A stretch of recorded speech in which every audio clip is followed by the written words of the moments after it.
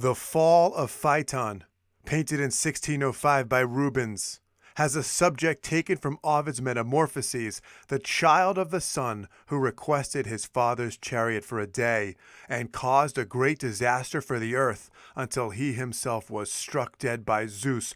Ovid writes, poising high his bolt to blast, struck Phaeton from the chariot and from life. So what has Rubens made of this moment?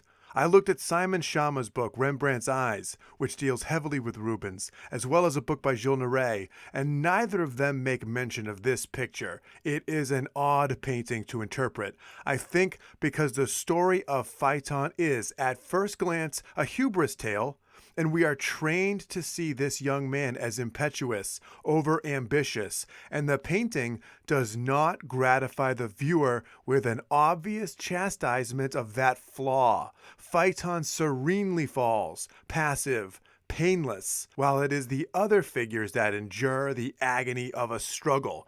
The preparatory drawing shows Phaeton as we might have expected. Pain in his expression. There is still life in his flailing limbs. His muscles are tense. His foot clenches. The chariot tips. The action has all the implications of an inadvertent spill. This version of Phaeton is in keeping with our first impression when we read the Ovid, the spoiled punk bragging, "Do you know who my dad is?" But in the painting, he is treated differently. Gravity is slow to act on Phaeton. He hovers in air and slips rather than careens out of the chariot. His muscles are slack. He is relaxed. The painter has actually treated him with respect. So let's leave him aside for a moment and deal with these nymphs. They have made their appearance earlier than in the Ovid. The Hesperian nymphs bury his smoldering body in a tomb.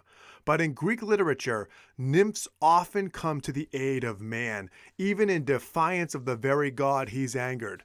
In Book 4 of the Odyssey, when Menelaus is stranded on the island of Pharos off the coast of Egypt, the nymph Eidothea comes to help him with an explanation of how to capture her father, Proteus, and learn the way to gain favorable winds. And in Book 9 of the Odyssey, when the Ithacans have sojourned on the island of the Cyclops, they receive sprightly help when they first land. At line 170 of the Fagles, the local nymphs, the daughters of Zeus himself, flushed mountain goats so the crews can make their meal. So the nymphs help them to flush out their game so they can eat. And here in the Rubens, the nymphs have come to the rescue. And this explains, I think, the Phaeton that Rubens sees. He is the favored, and his fate, as shown by Rubens, emphasizes less his hubris and more the futility of favoritism. Reading the Phaeton story a second time, the story is more about a tragically shortened life and less about divine justice meted out to the guilty. He is so loved by the gods that Zeus is reluctant to strike him down, even as the earth is being scorched by a low sun and animals are dying. Still, these are the lines in Ovid.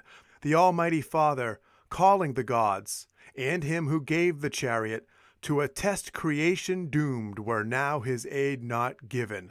Zeus wants to make sure that all the gods agree that the earth will not survive if he does not strike Phaeton down. The sun god is so saddened by the death of his son, Ovid writes, his father, sick with grief, had hidden his face, shrouded in misery, and if the tale is true, one day went by without the sun. And Phaeton's sisters weep for him so long they are turned into trees, and the secretions of amber are their tears. And in the aftermath of the parched earth, Zeus goes to Arcadia to restore the streams and rivers that have run dry. And in his visits there, as Ovid moves on to the next story, he sees Callisto, the beautiful nymph, and Ovid writes, Diana's warrior, none so high as she, in Dian's favor on the mountain slopes of Menelaus. But favorites soon fall. That favorites soon fall is the point of this Phaeton by Rubens. He is the young prince whose popularity could never be equaled by his deeds, struck down when he is all potential, but transformed onto the canvas of Rubens, outsized human expectations are set dramatically at odds with the pitiless elements that favor no one. This is a cosmological reality check.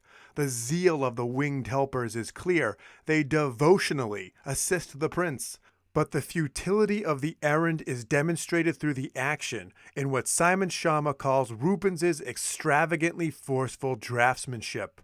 Even divinities cannot reel in these horses. 2 to 3 nymphs cannot corral even one of them, but they are dragged, limp and stunned, looking more afraid to let go than hopeful of success. Another is trampled indecorously under hoof, and one nymph struggles to use her whip against cosmic headwinds. We, the onlooker, are made small by the towering sky, a humbling, limited vantage of what a mortal viewer can absorb of luminous infinity. But the moment that has been captured is the moment the rescue team realizes it has failed. The faces of these sprites look up in panic at the awesome assertion of the god his almighty patience has run out. The one on the left looks like she's pleading for one more minute. What Rubens has accomplished with the exertions of the nymphs is to show us the affection for Phaethon. They pour their emotion into his assistance, and it elevates his character into one of romance, whose own image is contrasted against theirs with the repose of a beautiful, gallant death. So it is not the hubris of Phaethon that is the theme, it is the hubris of that superabundant esteem for the courtly favorite, the Prince Charming. The picture is a polite, beatific reminder that affection can put us at odds with reality. Amidst these blustering tumults and virtuoso brushwork, Rubens puts the beloved prince quietly to rest.